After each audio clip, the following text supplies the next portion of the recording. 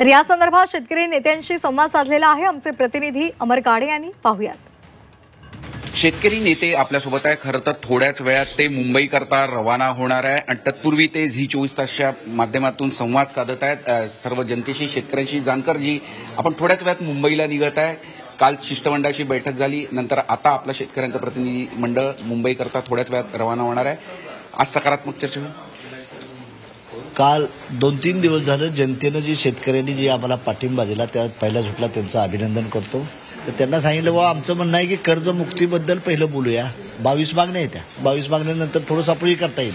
पहिल्या झोटला जो मेन मुद्दा आहे त्या मुद्द्याला सकारात्मक चर्चा झाली पाहिजे आणि त्यासाठीच आम्ही आज मंडळी चाललो आहे. जवळजवळ 30,500 कोटीचं कर्ज थकलाय, पीक कर्ज, ते कायमचं संपवून टाकावं आणि न्याय द्यावा.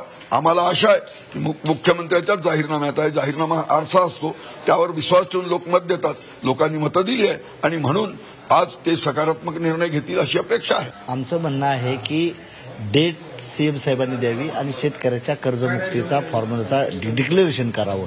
त्यांना आम्ही शुभेच्छा देखील देऊ, काय हरकत नाही.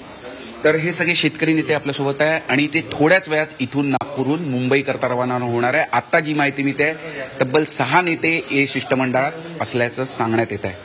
Zee मीडियासाठी video Ratnashree सातपुतेसह Amar Kale, Nagpur.